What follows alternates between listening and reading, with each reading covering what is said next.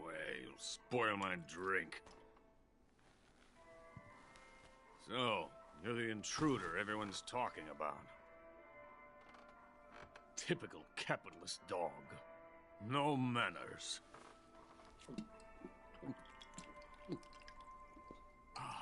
And who are you?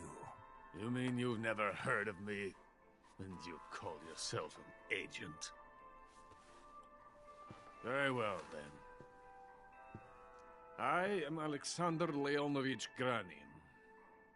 A man of some importance, if I do say so myself. I am the foremost weapons scientist in the Soviet Union, and the head of the glorious Granin Design Bureau. This is the Order of Lenin.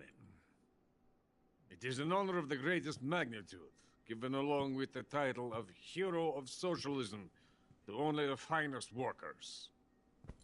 It was awarded to me in recognition of my brilliant contributions to society.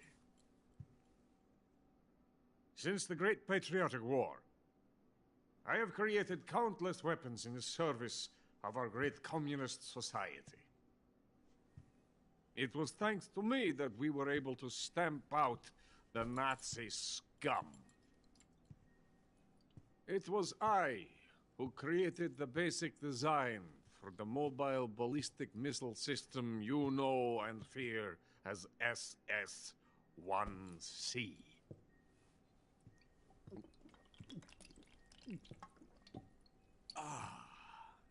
You're crocked, aren't you? I'm merely drowning my sorrow.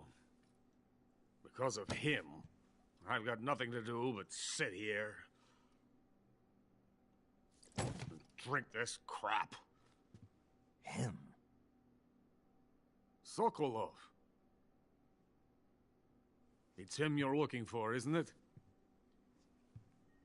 Because of him, I have been stripped of my authority. My research has come to nothing. Look. It is a revolutionary mobile nuclear missile system. A bipedal tank.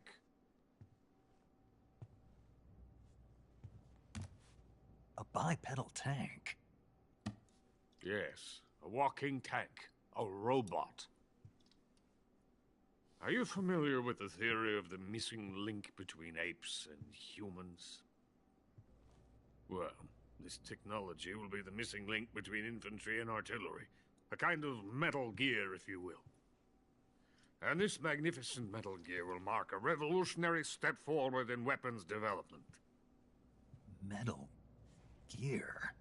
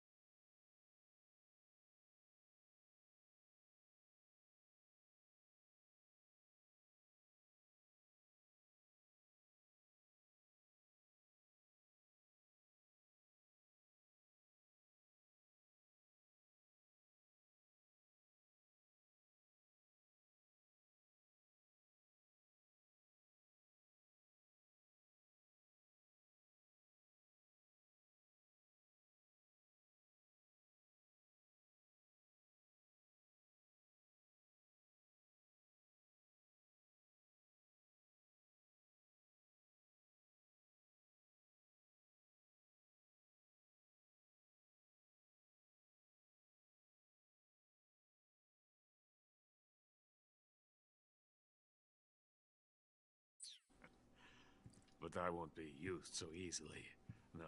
No crying myself to sleep. For you see, I'm going to send these documents to my friend in the United States. What? These bastards will live to regret this. And when they themselves become the targets of my creation, they will know my true greatness. Yes, Sokolov's pathetic Shagohod pales in comparison to my work. What are you going to do with a rocket engine on a tank? About Sokolov. A tank does not need a rocket. It needs something else. Look at these. Nice shoes. No. Legs. Legs that allow it to go anywhere. Just as when humans learn to walk upright. That is the real revolution in weaponry, don't you agree? But the fool's in charge. Chose Sokolov. And where is Sokolov? My project has been terminated. The Philosopher's legacy has been handed over to him. What the hell are you talking about?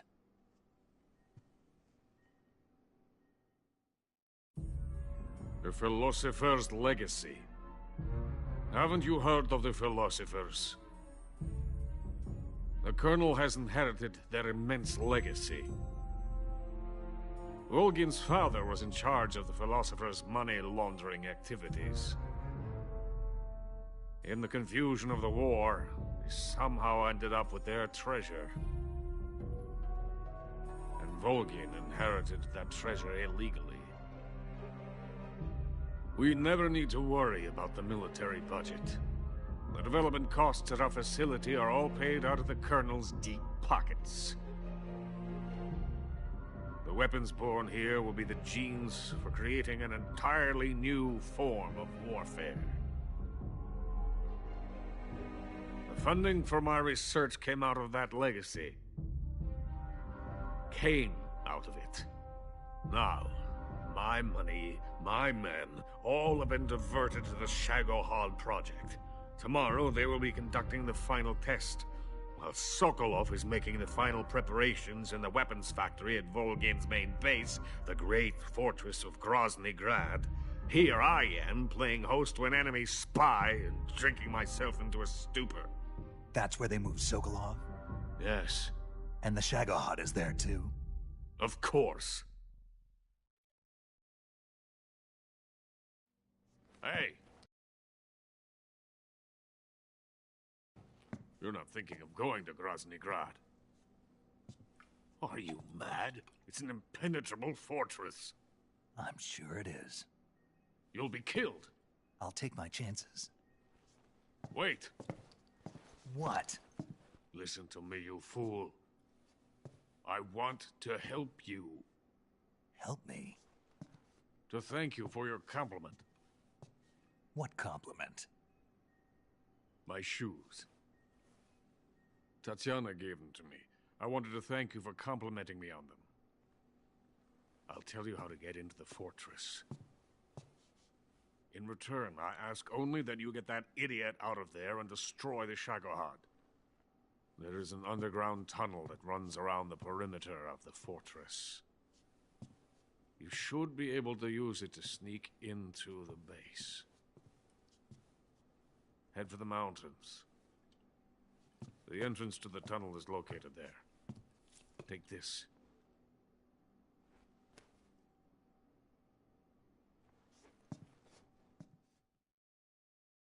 You passed through a warehouse on your way here, didn't you? Yeah. There should have been a locked door inside of it. Do you remember it? This key will open that door. Beyond that door lies a vast jungle. You can climb up into the mountains from the far end of the jungle. Go back to the warehouse. Use the key to open the locked door, and head for the mountains. Got it? Why are you helping me?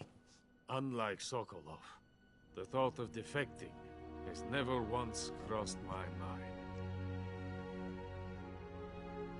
I love my country. I love this land. I cannot even imagine living anywhere else. I wish to remain a hero of the great motherland. I cannot bear the thought of being hounded into a corner and left to waste away. It is already dawn. We must hurry. I will remain here and nurse my troubles for a little longer.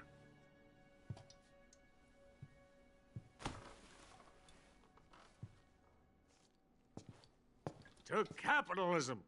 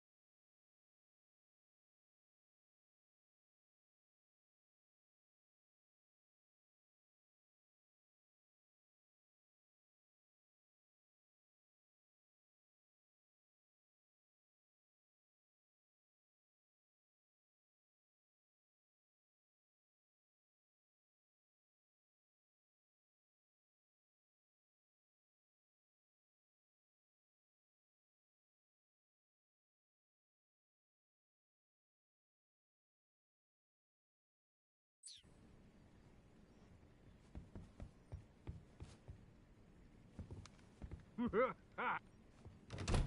have nothing more to say to you. Get out of here. I have nothing more to say to you. Get out of here. Get out of here. I have nothing more to say to you.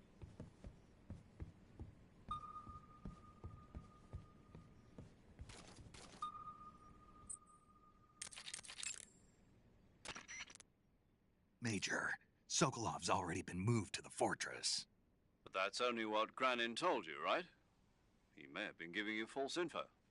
No, he wasn't lying. How can you be so sure? Gut feeling. Good enough for me. According to Granin, you should be able to get to the mountains through a passage located deep in the jungle beyond the warehouse. Right. Then if I climb the mountains, there'll be an underground tunnel leading to Groznygrad near the summit. Start out by going back to the warehouse. Use the key you got from Granin to open the door and proceed into the jungle. You remember where the door is, don't you? It's directly north of the door you went in when you came from the aqueduct.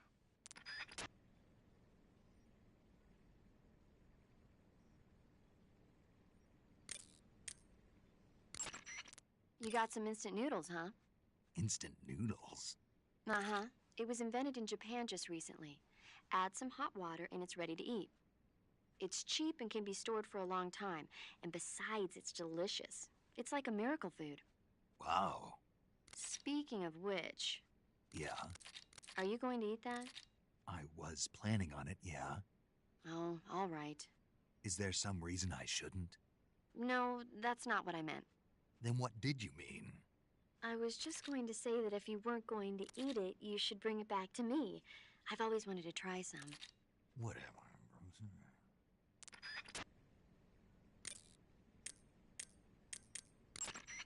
According to Granin, you should be able to get to the mountains through a passage located... Start out by going back to the warehouse. Use the key you got from Granin to open the door and proceed into the jungle. You remember where the door is, don't you? It's directly north of the door you went in when you came from the aqueduct.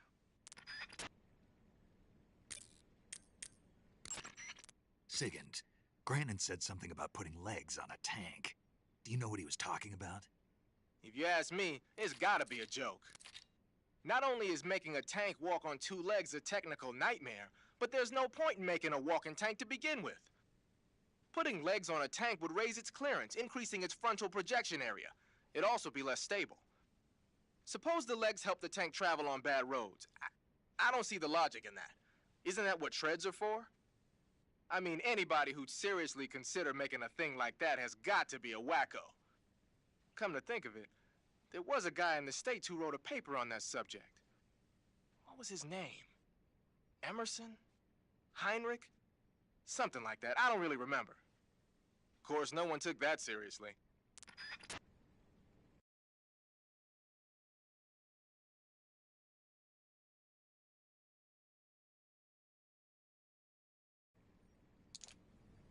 I'm so hungry.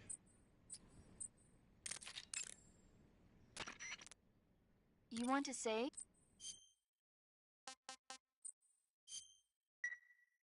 Snake, have you seen The Magnificent Seven? Sorry. It's a remake of the Japanese classic The Seven Samurai, only in a Western setting. This tiny Mexican village is attacked every year by bandits. Finally, the village elder can't stand it any longer and decides to hire someone to protect the village. 7 gunmen respond to the call. They teach the villagers how to shoot and prepare for the oncoming attack. But then, the enemy shows up at the village with a huge band. Then what happens? You'll just have to see it for yourself. I don't want to spoil it. Oh. Movies are only fun when you actually watch them. There's something you have to experience for yourself.